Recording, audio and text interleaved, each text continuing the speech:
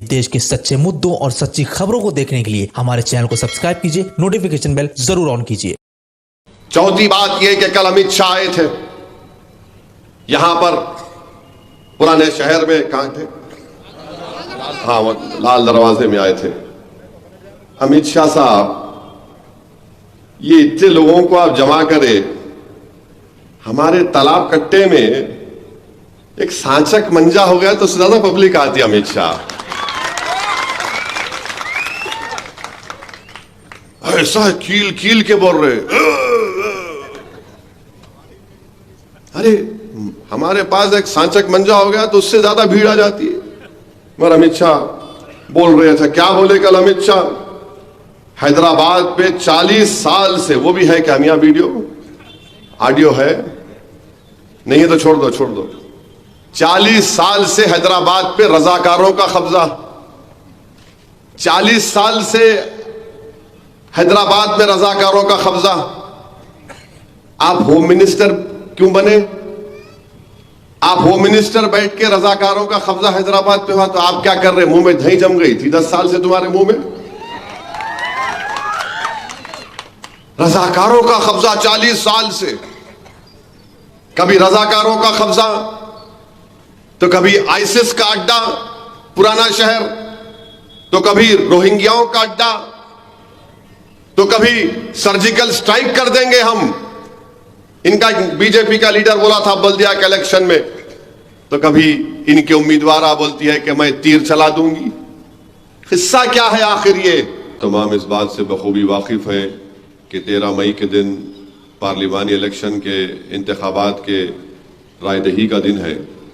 मेरी आप तमाम से यह अदबन गुजारिश है कि आपको हर हाल में अपने वोट का इस्तेमाल करना है, और अगर आप ये समझेंगे कि मेरे एक वोट के इस्तेमाल नहीं करने से मजलिस इत्तेहादुल मुस्लिमीन की कामयाबी मुतासिर नहीं होगी, तो मैं आपको बड़ी जिम्मेदारी के साथ अर्ज कर रहा हूँ कि आप बहुत बड़ी गलती कर रहे हैं।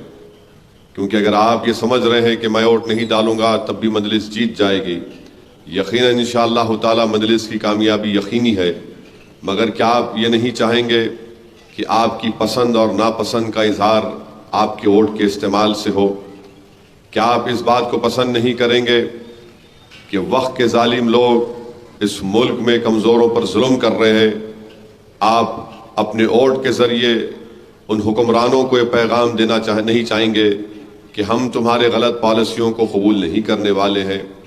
अगर आप अपने वोट का इस्तेमाल नहीं करेंगे तो याद रखिए, आप पिछले 5 या 10 साल से जो बीजेपी की गलत पॉलिसियां हैं, आप उसको कबूल करने तैयार हो गए।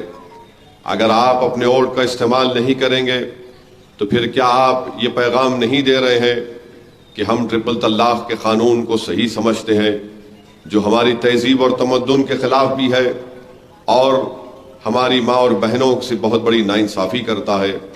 अगर आप ये समझ रहे हैं कि मेरे वोट के इस्तेमाल नहीं करने से कुछ फ़र्क नहीं पड़ता, तो फिर बताइए कि आप CAA कानून को पसंद करते हैं, जो कल NPR NRC के जरिए आपकी शहरियत को छीन भी सकता है? अगर आप ये समझ रहे हैं कि अगर मैं 3-4 लोग हम अपने वोट का इस्तेमाल नहीं करेंगे तो इससे क्या फ़र्क पड़ता है? फ़र्क ये पड़ता है कि आप उन लोगों की तायीद कर रहे हैं जिन्होंने गोश्त के नाम पर मासूम लोगों की मॉब लिंचिंग कर दी। अगर आप वोट का इस्तेमाल नहीं करेंगे तो फिर आप उन लोगों की तायीद करेंगे जो हिजाब के नाम पर मुस्लिम ख़वातीन और बच्चियों को तालीम हासिल करने से रोक रहे हैं। अगर आप अपने वोट का इस्तेमाल नहीं करेंगे तो फिर आप हिंदुस्तान की जमहूरियत को मजबूत नहीं कमज़ोर करना चाह रहे हैं। अगर आप अपने वोट का इस्तेमाल नहीं करेंगे तो फिर आप पैगाम ये दे रहे हैं नरेंद्र मोदी को कि तुम मुल्क में यकसा सिविल कोड को नाफिज कर सकते हो और मैं अपनी तहजीब और तमद्दुन को खोने को तैयार हूं। मगर याद रखिए, जो मुल्क में फिरका परस्ती की गर्मी पैदा हो रही है, हमारे वतन अजीज में जो नफरत की गर्मी पैदा कर दी गई है, हमारे वतन अजीज में जो यूनिफॉर्म सिविल कोड को लागू करने की गर्मी पैदा की जा रही है, आप उस गर्मी को देखेंगे या मौसम की गर्मी को देखेंगे? ये मौसम गर्मा का है। 1 महीने के अंदर बारिश होगी तो गर्मी में कमी आ जाएगी। मगर जो हमारे दुश्मन बनकर बैठे हैं, जो हमारे हिजाब के दुश्मन है, जो हमारी दाढ़ी के दुश्मन है, जो इस मुल्क की सेकुलरिज्म के दुश्मन है, जो इस मुल्क के भाईचारगी के दुश्मन है, जो ये गर्मी पैदा कर रहे हैं। बारिश के साथ मौसम की गर्मी कमी आ सकती है, मगर याद रखो जो नफरत पैदा कर दी गई है, हमारे बच्चों के मुस्तकबिल को खराब करने की जो गर्मी पैदा कर दी गई है, उस गर्मी का खात्मा आप कैसे करेंगे? फार्म हाउस को जाके करेंगे, वोट नहीं डालकर करेंगे, या फिर जिंदाबाद के नारे लगाकर करेंगे? नहीं मेरे अजीज दोस्तों और बुजुर्गों, 13 मई के दिन आपको इस नफरत की गर्मी का हम खात्मा करेंगे। इस मुल्क के मुकद्दर का फैसला हम करेंगे और इंशाअल्लाह ताला हम अपने के कोर्ट से दोबारा हिंदुस्तान के वजीर आजम को नरेंद्र मोदी बनाने से रोकेंगे इंशाअल्लाह ताला। ये काम आपको करना है वोट डालने से। यहीं पर आपके इलाके में दौरा कर रहा था मैं, मौला के चिल्ले में दौरा कर रहा था, तो आज से चंद दिन पहले हमारी एक बेटी या बहन या मां ने मुझसे कहा, पर्दे के पीछे से कहा कि हम आपको वोट इसलिए देंगे ताकि तुम मोदी को रोको, उसको हटाओ, वजीर आजम बनने से रोको। मैं सलाम करता हूं हमारी उस बेटी और मां के इस जज्बे को। अल्लाह उसके जज्बे को सलामत रखे और अल्लाह हमको तौफीक दे कि हम उस बच्ची के, उस मां का जो पैगाम है उसको पूरा कर सके। तो मेरे अजीज दोस्तों और बुजुर्गों, मेरी आपसे अपील है कि आप लोग अपने वोट का इस्तेमाल करिए। दूसरी बात, क्या वो तकरीर प्ले कर सकते?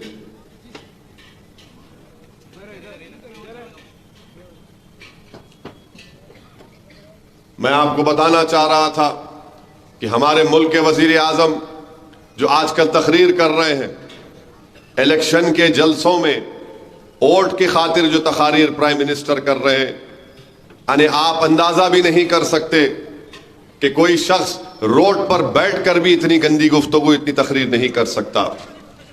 और अफसोस की बात तो यह है कि वजीर आजम ने कर्नाटका में एक प्रजला रेवन्ना, उनकी एक ताईदी पार्टी के उम्मीदवार के लिए इलेक्शन की इंतखाबी मुहिम में गए, जलसा किए और जलसे में उन्होंने उस शख्स के वोट के लिए आवाम से अपील की। आपको जानकर तकलीफ होगी कि वो शख्स के पास 2000 गंदे वीडियोस निकले खवातीन के। और कौन सी खवातीन कि उसने एक 70 साल औरत को तकलीफ दी, पुलिस कांस्टेबल है या पुलिस का ऑफिसर है, उनका वीडियो बनाया, टीवी के एंकर है, माने गंदगी है पूरा उसमें। ऐसे शख्स के लिए नरेंद्र मोदी जाकर, बावजूद उसके कि उनको खबर उस वक्त मालूम था कि यह शख्स गंदा है, बदकिरदार है, औरतों पर जुल्म करता है, उनका इस्तेसाल करता है, उसके लिए नरेंद्र मोदी वोट मांगे।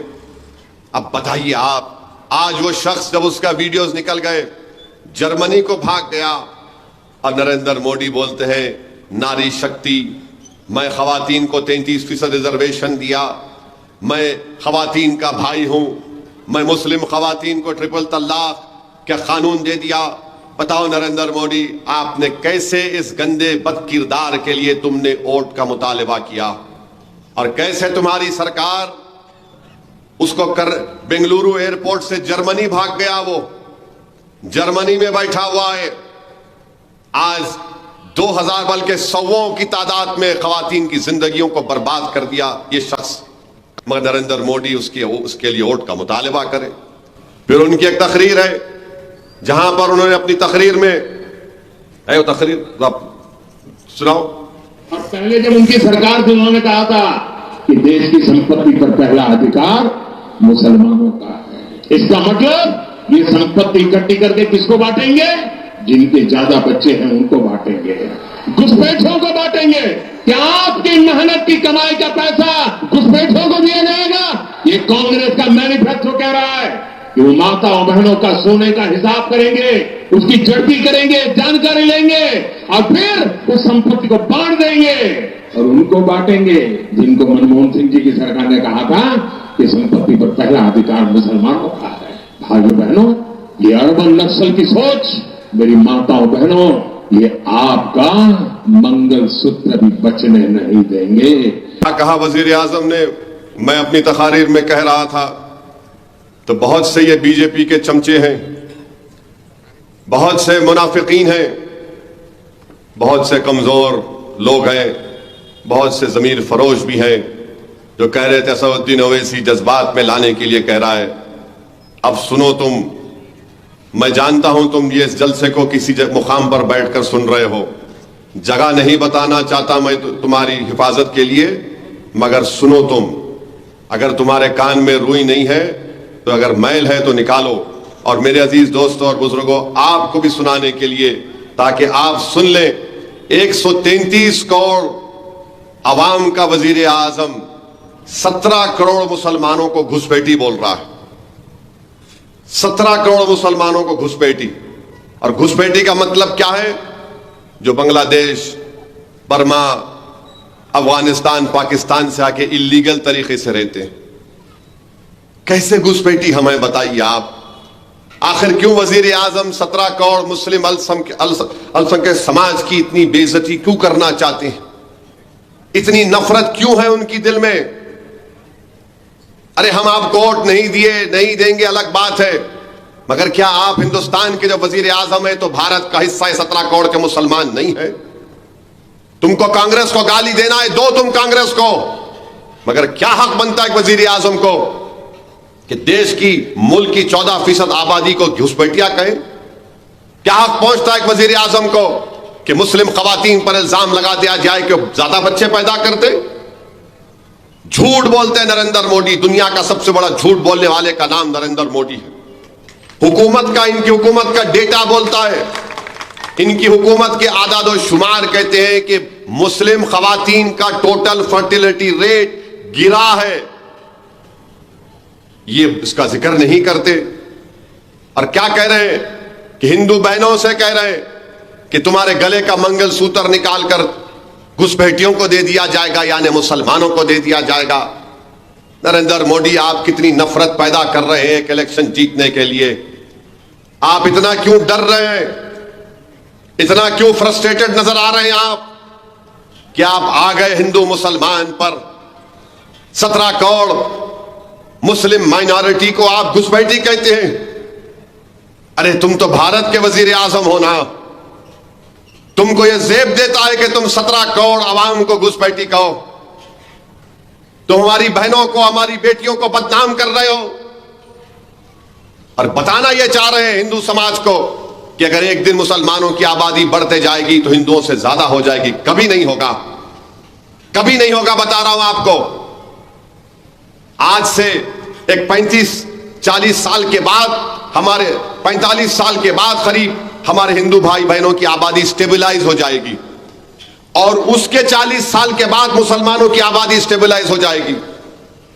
कभी भी मुसलमानों की आबादी हिंदू भाइयों से आगे नहीं जाएगी। मगर ये नरेंद्र मोदी, देश के वजीर आजम, मुल्क के वजीर आजम की जबान, एक रोड चलता आदमी भी इस तरह की बात ना करे और बोल रहे कि हिंदू बहनों से मंगलसूत्र निकालकर मुसलमानों को दिया जाएगा। देश के वजीर आजम, मंगलसूत्र की आप बात मत करिए, ये बात आपको जेब नहीं देती। चौथी बात यह कि कल अमित शाह आए थे यहां पर, पुराने शहर में, कहां थे? हाँ, वो लाल दरवाजे में आए थे। अमित शाह साहब, ये इतने लोगों को आप जमा करें, हमारे तालाब कट्टे में एक सांचक मंजा हो गया तो उससे ज्यादा पब्लिक आती है अमित शाह। ऐसा कील कील के बोल रहे, अरे हमारे पास एक सांचक मंजा हो गया तो उससे ज्यादा भीड़ आ जाती है। मगर अमित शाह बोल रहे थे, क्या बोले कल अमित शाह? हैदराबाद पे 40 साल से, वो भी है क्या मियां? वीडियो, ऑडियो है? नहीं है तो छोड़ दो, छोड़ दो। 40 साल से हैदराबाद पे रजाकारों का कब्जा, 40 साल से हैदराबाद में रजाकारों का कब्जा। आप होम मिनिस्टर क्यों बने? आप होम मिनिस्टर बैठ के रजाकारों का कब्जा हैदराबाद पे हुआ तो आप क्या कर रहे? मुंह में दही जम गई थी 10 साल से तुम्हारे मुंह में। रजाकारों का कब्जा 40 साल से, कभी रजाकारों का कब्जा तो कभी आईसिस का अड्डा पुराना शहर, तो कभी रोहिंग्याओं का अड्डा, तो कभी सर्जिकल स्ट्राइक कर देंगे हम इनका बीजेपी का लीडर बोला था बल्दिया के इलेक्शन में, तो कभी इनके उम्मीदवार बोलती है कि मैं तीर चला दूंगी। हिस्सा क्या है आखिर ये?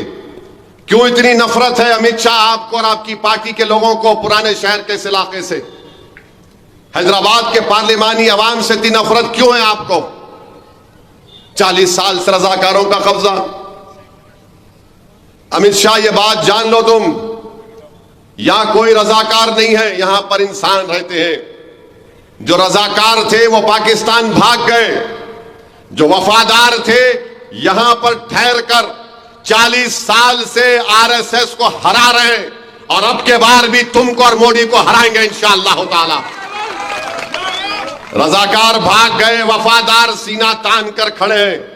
तुम्हारी आंखों में आंखें डालकर भारत की लोकसभा में तुम्हारे 306 एमपी के सामने वफादार खड़े होकर कहा था बाबरी मस्जिद जिंदाबाद, बाबरी मस्जिद जिंदाबाद। आप हमको बोलते हैं आईसिस का अड्डा। कितना बदनाम करेंगे आप हैदराबाद की पार्लियामेंट की आवाम को?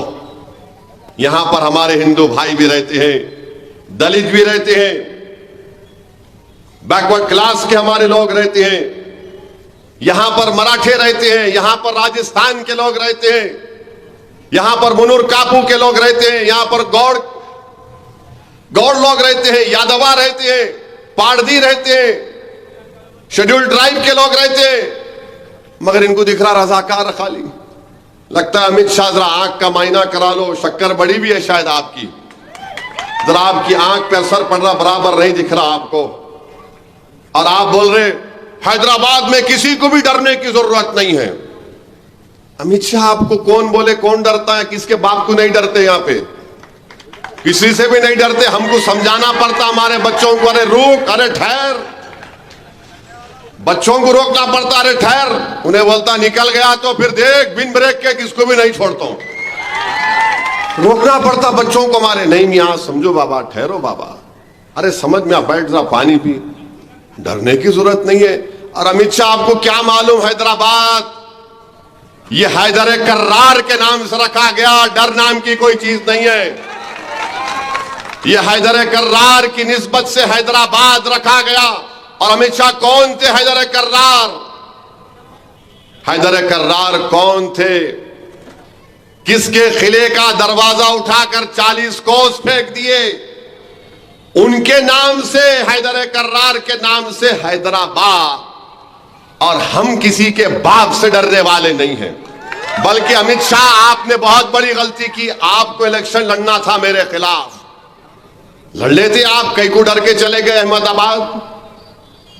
बोल रहे यहां डरने की जरूरत नहीं है, मगर अमित शाह तुम्हारी जबान से मुसलमान तो मैं निकाल ही लिया। असदुद्दीन ओवैसी का डर तुमको अपनी जबान से बोलना पड़ा, हिंदू और मुसलमान। और अमित शाह जान गए कि हैदराबाद में हवा का रुख किधर है, हैदराबाद में हवा का रुख किस तरफ है। अफसोस मुझे इस बात का होता है कि मुल्क के होम मिनिस्टर है। कभी तुम तारीख उठाकर पढ़ लेते, कभी तुम पंडित सुंदर लाल की रिपोर्ट को पढ़ लेते। तुम 40 साल से रजाकारों के कब्जे में कहकर तुमने उन तमाम लोगों की कुर्बानियों को, उन तकालीफ को तुमने उन पर नमक फेंका। अरे उस जमाने में कर्नाटका बना, महाराष्ट्र बना, हैदराबाद बना। बताओ अमित शाह, क्या तुम तारीख को नहीं जानते? भारत के आप होम मिनिस्टर हैं और आपको इसका कुछ अंदाजा नहीं है।